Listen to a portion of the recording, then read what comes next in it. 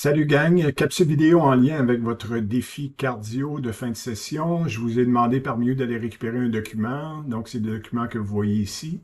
C'est un devoir que j'aurais dû vous donner hier. Donc, vous allez le remettre pour le prochain cours de lundi prochain, soit le 4 décembre. Donc, ce document-là, c'est votre document que vous allez vous servir pour les 4 prochaines semaines, que vous allez ramener à chacun des cours. C'est votre journal de bord. Donc, vous allez indiquer ici votre numéro de fiche qui est le numéro qui est celui sur votre fiche de progression. Vous allez indiquer votre nom, votre groupe, le niveau dans lequel vous êtes présentement, si vous êtes dans le A, B ou B+. La date de votre défi sera faite à la semaine 15, donc le lundi 1er décembre. C'est l'avant-dernier cours et si jamais il faisait mauvais pour cette journée-là, mais on réalisera le tout la semaine suivante, le lundi 8 décembre, donc dans la semaine 16. Si le défi a lieu le lundi 1er décembre, il y aura un cours normal le 8 décembre. On ira faire une sortie de course à pied. Si jamais il faisait trop mauvais pour faire le défi le 1er décembre, on fera un cours à l'intérieur, puis on repousse d'une semaine le défi. Euh, la première page ici, je vais vous la détailler. Entre autres, ici, vous avez les sujets selon la préparation, la réalisation et l'auto-évaluation. Donc, vous avez les différentes étapes à compléter avec un titre, avec un numéro de page. Le devoir donné avec un nombre de semaines avant le défi. Donc, ici, le devoir qui est à remettre. Ici, vous avez la préparation, la réalisation et l'auto-évaluation. Ici, vous avez la portion réservée pour l'évaluation que je vais vous expliquer pour compléter cette première page-là. Donc, dans la préparation, il y a le premier devoir qui est celui de fixer tes objectifs.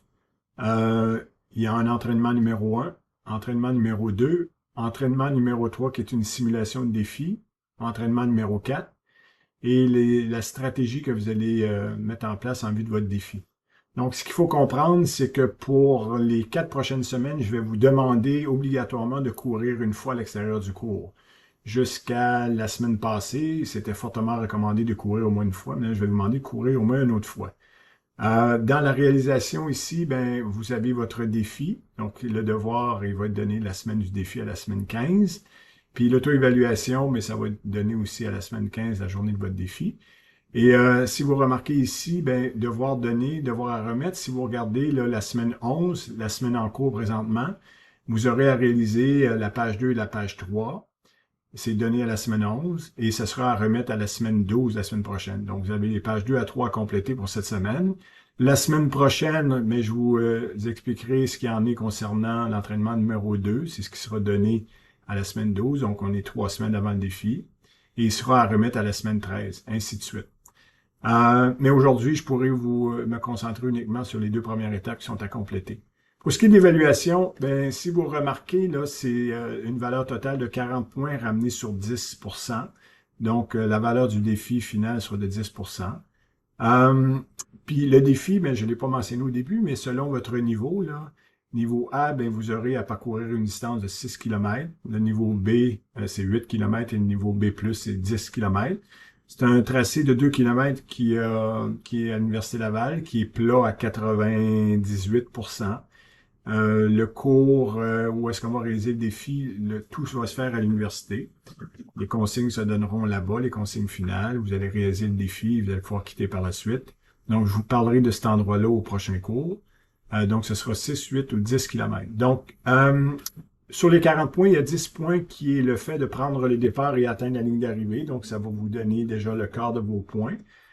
L'autre 10 points, pour l'autre quart, c'est l'effort et le dépassement personnel. Donc, pendant le défi, mais je vais tenir compte de l'échelle de perception d'effort à la fin du défi, votre fréquence cardiaque moyenne pendant le défi, et je la compare à vos fréquences cardiaques moyennes lors des entraînements continus durant la session. Puis aussi votre allure physique là, pendant le défi. Donc, c'est en lien avec l'effort et le dépassement personnel. En passant, vous n'aurez pas des points basés sur votre performance. Si vous voulez faire une performance en termes d'atteinte d'un temps, ben, c'est votre objectif. Et si vous l'atteignez, vous n'aurez pas plus de points. Si vous ne l'atteignez pas, vous n'aurez pas moins de points. Moi, ce que je vais regarder dans tout ce document-là, c'est la démarche que vous allez prendre pour faire votre défi. Donc ici, juste pour vous rassurer, il n'y a rien en lien avec une performance. Ce sera votre effort et votre dépassement personnel selon vos capacités à vous. Vous devez avoir le moniteur cardiaque pendant le défi. Si vous n'avez pas de moniteur, mais c'est déduction de 50% de la note finale. Qualité de complétion des différentes étapes du journal de bord. Donc, c'est tout le journal de bord ici. Il y a une valeur de 10%. Puis l'auto-évaluation de l'étudiant, là, des 5 étapes. Donc, à la fin du document, il y a une auto-évaluation qui compte pour 10. Donc, tout ça fait 40 points ramenés sur 10. Petit détail ici en bas de page, donc les remises du journal de bord vont se faire à chaque cours afin que je valide la complétion des différentes étapes. Assurez-vous d'écrire lisiblement. Si ce n'est pas le cas, je ne corrigerai pas votre copie, donc écrivez lisiblement. Puis prenez régulièrement des photos de votre document en cas de perte de celui-ci. Puis jamais si vous le perdez, mais je pourrais vous en redonner un autre. Donc, je vous donne votre devoir pour cette semaine. Donc, vous avez à compléter les pages 2 et 3. La page 2, c'est l'étape 1, c'est fixer tes objectifs. On est 4 semaines avant le défi. Donc, ton niveau durant la session A, B ou B+. Coche ton objectif principal de distance. Donc, si vous êtes dans le A, ça sera 6 km. Si vous êtes dans le B, ça sera 8. Et si vous êtes dans le B+, ça sera 10 km. Vous devez vous identifier des objectifs secondaires. Donc, il peut y en avoir plus d'un, puis je vous montre des exemples. Ça peut être un temps total pour ma distance de course. Donc, il y en a qui vont vouloir se fixer un temps à atteindre. Ça peut être le nombre de fois que je m'arrête pour marcher, pour ceux qui marchent. Mais ils vont peut-être se fixer un objectif de nombre maximal de fois qu'ils vont vouloir s'arrêter pour marcher. Puis des fois, c'est associé à une durée totale de la marche. Donc, il y en a qui vont dire, mais moi, je veux m'arrêter peut-être 3 fois pour un maximum de 1 minute et demie totale, donc 30 secondes la fois. Donc, ça peut être intimement lié, ces deux objectifs secondaires-là. Ça peut être la fréquence cardiaque moyenne, donc d'atteindre une certaine fréquence cardiaque moyenne qui témoigne d'un niveau d'intensité que vous souhaitez atteindre. Le prochain, mais ça s'applique pour souvent bien du monde, là. Respecter le rythme de course, votre allure moyenne, le fait d'avoir un rythme moyen là, égal tout au long du défi, parce que des fois, il y en a qui partent très, très vite, puis ils finissent un petit peu moins rapidement. Donc, c'est de bien gérer son effort. Donc, ça fait référence au respect du rythme de course. Fournir un effort maximal jusqu'à la fin de la ligne à la ligne d'arrivée, pas un mètre de plus. Il y en a qui vont carrément entre guillemets, se défoncer. Puis je le vois là, dans le dernier 150-200 mètres, là, c'est vraiment très, très intense. Donc, il y en a qui vont donner un effort totalement maximal jusqu'à la ligne d'arrivée. Et ça peut être un autre objectif secondaire, donc vous l'identifiez. Donc, il peut y en avoir plus de un, mais vous devez fixer vos objectifs secondaires qui sont personnels et propres à vous. Donc, en plus de cocher ces objectifs-là, je vous demande d'expliquer, explique-t-on ou tes choix. L'étape 2, ben, c'est les entraînements. Donc, on est 4 semaines à 1 semaine avant l'entraînement. Donc, l'entraînement ici, numéro 1, ben, vous devez réaliser un entraînement de course à pied de type continu ou par intervalle. Moi, ce que je vous suggère, c'est que quand on fait un entraînement continu en classe, vous pourriez faire un entraînement par intervalle. Puis si on fait un intervalle en classe, vous pourriez faire un entraînement continu. Puis de reproduire un peu la même durée qu'on est rendu dans les courses continues par rapport à vos durées d'effort. Puis votre entraînement, mais vous devez le comptabiliser ici, là, le décrire, mais cet entraînement-là va être comptabilisé pour la pratique hors cours, puis vous allez comme dédoubler l'information sur votre registre d'activité physique, sur le formulaire Microsoft, mais vous n'aurez pas besoin de remplir les détails, entre autres, des commentaires et de la description de la course. Vous pourrez marquer voir journal d'entraînement pour les commentaires et journal d'entraînement pour la description. Mais vous allez quand même être obligé de rentrer sur le formulaire la date, la durée, fréquence cardiaque moyenne et tout. Fait que cet entraînement-là, vous allez venir donner la description. Donc, premièrement, l'objectif de l'entraînement. Quel est l'objectif spécifique de l'entraînement? La date, l'endroit, les conditions météo. Si vous avez un partenaire d'entraînement, c'est toujours intéressant et motivant d'avoir un partenaire d'entraînement. Quel type d'entraînement? Est-ce que vous faites un entraînement continu ou par intervalle? Les détails pour l'entraînement par intervalle, la distance, la durée, votre allure moyenne, donc votre rythme moyen, comme vous indiquez sur votre fiche de progression, les minutes de marche, fréquence cardiaque moyenne max et l'échelle de perception d'effort. Et vous donnez vos commentaires de l'entraînement ici et soyez constructifs. L'échelle de perception d'effort de 3 à 10, mais c'est ce que vous avez dans le bas de votre fiche de progression, puis on le voit à l'annexe 2 à la fin. Donc, à la fin du document, il y a un annexe 1 et il y a un annexe 2. Je vais tout de suite régler le code de l'annexe 2, dont l'échelle de perception d'effort, vous l'avez ici. C'est les mêmes codes que vous avez en classe. Mais j'attire votre attention sur l'entraînement par intervalle dans l'annexe 1. Donc, je vous mentionnais que si on fait un entraînement de type continu en classe, vous pourrez faire un entraînement par intervalle chez vous et vice-versa. Et je vous donne une suggestion ici d'entraînement par intervalle selon si vous êtes le groupe A, B ou B+. Donc, ça, c'est l'entraînement numéro 1. Il y aura un entraînement numéro 2 en intervalle que je pourrais vous suggérer. L'entraînement numéro 3, ben, c'est la simulation du défi, ici. Puis l'entraînement numéro 4, on est une semaine avant le défi, puis une autre suggestion d'entraînement par intervalle. Donc, vous comprendrez ici que pour ces 3 entraînements-là, c'est 3 entraînements par intervalle. Mais si on fait l'entraînement continu en classe, vous pourriez faire cet entraînement-là. Mais il y en a qui vont vouloir faire 2 séances d'intervalle, soit celle en classe et celle qui est suggérée ici, mais libre à vous. Donc, pour l'entraînement numéro 1, ben, si je prends le groupe A, c'est un échauffement de 10 minutes. Donc, c'est une marche progressive, une course à pied lente, progressive pour nous amener à se préparer pour la séance par intervalle. Ici, c'est de réaliser 2 blocs de 5 minutes. OK?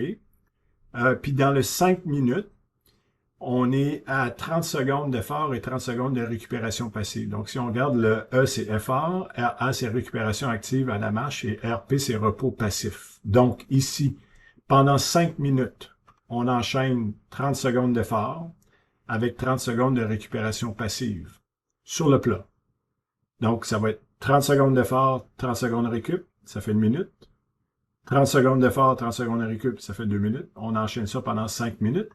Dans le 30 secondes d'effort, ici, on comprendra que c'est un intervalle à haute vitesse. Si vous vous souvenez, on a déjà fait des efforts sur la piste de 10 secondes sur le sens de la largeur. Donc, et la semaine passée, je vous avais donné une prescription d'intervalle où est-ce que c'était des durées d'environ 20 secondes. Là, ici, on est à 30 secondes. Donc, c'est des vitesses plus rapides que l'entraînement continu. Et vous allez avoir de la récupération passive. Donc, vous êtes arrêté sur place, vous restez debout et vous enchaînez vos 30 secondes d'effort avec 30 secondes de récupération passive. Donc, vous allez faire ça 5 minutes. Marche de 2 minutes entre les deux 5 minutes. Donc, vous allez faire 5 minutes de 30-30. Vous allez avoir un 2 minutes de marche pendant 5 minutes et vous allez refaire votre deuxième bloc de 5 minutes de 30-30. Vous allez compléter ça avec un retour au calme de 10 minutes, une petite course, un peu comme quand on revient de la piste de l'Université Laval, on revient à la course. Tout ça, ça va durer 32 minutes. Si vous regardez le groupe B, ben ici, il y avait 10, 2 fois 5 minutes, ça fait 10 minutes. Ici, c'est 2 fois 7 minutes pour 14 minutes, puis ici, c'est 3 fois 6 minutes pour 18 minutes. Donc, durée totale, 32 minutes, 36 et 38. Pour les entraînements numéro 2, entraînement numéro 4, mais il y a la description ici. Je pourrais y revenir lorsqu'on sera rendu à ce moment-là. Ici, c'est des durées d'effort d'1 minute. Ici, c'est des durées d'effort de 15 secondes. Donc, si je fais un résumé en vue de votre cours du 10 novembre, donc vous avez besoin de prendre connaissance comme il faut de cette page-là ici. Deuxièmement, vous répondez aux questions en lien avec vos objectifs secondaires à la page 2 et vous complétez à la page 3 un entraînement de course à pied qui doit être réalisé avant le prochain cours et essayez d'éviter de faire ça le dimanche parce qu'on devrait laisser une journée de repos entre votre entraînement que vous allez faire ici et la sortie du cours. Et ben, si vous, la semaine prochaine, on va faire un cours en classe. Donc, pour le prochain entraînement, moi, je vous demande de vous donner une journée de repos, donc le mardi, pour faire peut-être l'entraînement suggéré le mercredi. Donc, là, vous allez laisser une journée de repos. Donc, vous complétez cette portion-là ici par écrit. Ça doit être fait, complété pour le prochain cours. Donc, vous entrez au cours. Je vais demander de venir me montrer ça pour que je le valide.